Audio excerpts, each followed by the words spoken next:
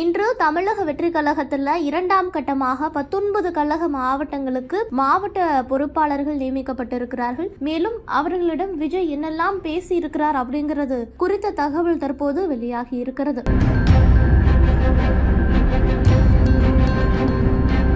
வருகின்ற பிப்ரவரி மாதம் 2ஆம் தேதி தமிழக வெற்றி கழகம் 2ஆம் ஆண்டுல அடியெடுத்து வைக்கிறது. அதற்கான சிறப்பு விழாவுமே கட்சி அலுவலகத்துல நடைபெறுவதற்கான ஏற்பாடுகள் எல்லாம் செய்யப்பட்டு வருவதாக ஒரு தகவலுமே வெளியாகி இருக்கிறது. பிப்ரவரி 2ஆம் தேதி பெரியார், அம்பேத்கர் உட்பட கொள்கை தலைவர்களினுடைய சிலைகளை திறந்து வைக்கும் விஜய் சிறப்புரையாற்ற இருக்கிறார் எனவும் சொல்லப்படுகிறது. இதனால பிப்ரவரி 2ஆம் தேதிக்குள் முழுமையாக மாவட்ட செயலாளர்களை அறிவிக்க வேண்டும் என விஜய் விரும்பியிருக்கிறார். 24ஆம் தேதிக்கு பிறகு 3-4 கட்டங்களாக நிர்வாகிகளை சந்தித்து பிப்ரவரி 2ஆம் தேதிக்குள் கட்சி ரீதியாக பிரித்திருக்கும் 120 மாவட்ட நிர்வாகிகளையும் சந்தித்து அதிகாரப்பூர்வ அறிவிப்பை வெளியிட வேண்டும் என்பதுதான் விஜயனுடைய திட்டமாக இருந்திருக்கிறது.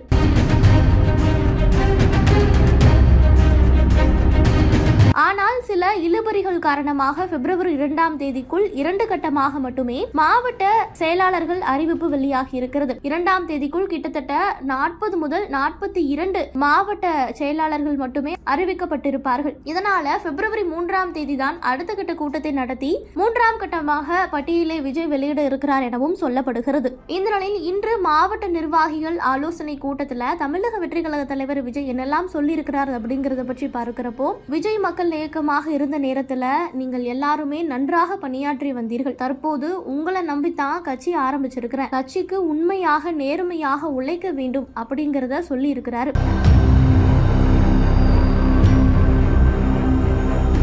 இது மட்டுமல்ல, 2026 சட்டமன்ற தேர்தலில் நிச்சயமாக நாம வெற்றி பெறுவோம் அப்படிங்கறத அழுத்தம் திருத்தமாக விஜய் சொல்லி இருக்கிறாரு. மேலும் மக்களுக்காகத்தான் இந்த கட்சி, மக்களுக்காக நீங்கள் செயல்பட வேண்டும் அப்படின்னு அறிவுறுத்தி இருக்கிறார். இன்று 2ஆம் கட்டமாக 19 கழக மாவட்டங்களுக்கு மாவட்ட பொறுப்பாளர்கள் நியமிக்கப்பட்டிருக்கிறார்கள். இது தொடர்பான அறிவிப்புமே வெளியாகி கொண்டிருக்கிறது. மேலும் புதியதாக பொறுப்பேற்கும் நிர்வாகிகளுக்கு என்னுடைய வாழ்த்துக்களையும் பாராட்டுகளையும் தெரிவித்துக் கொள்கிறேன். மேலும் புதிய நிர்வாகிகளுக்கு கழக தோழர்கள் அனைவருமே முழு ஒத்துழைப்பு கொடுக்க வேண்டும் அப்படிங்கறதையும் தமிழக வெற்றி கழக தலைவர் விஜய் கூறியிருக்கிறார். மேலும் 2ஆம் கட்ட மாவட்ட செயலாளர்கள் பட்டியலை வெளியிட்ட கட்சியின் தலைவர் விஜய், மாவட்ட நிர்வாகிகள் மீது புகார்கள் வரும் பட்சத்துல கட்சி தலைமை கண்டிப்பாக நடவடிக்கை எடுக்க தயங்காது அப்படிங்கறதையும் தெரிவித்திருக்கிறார்.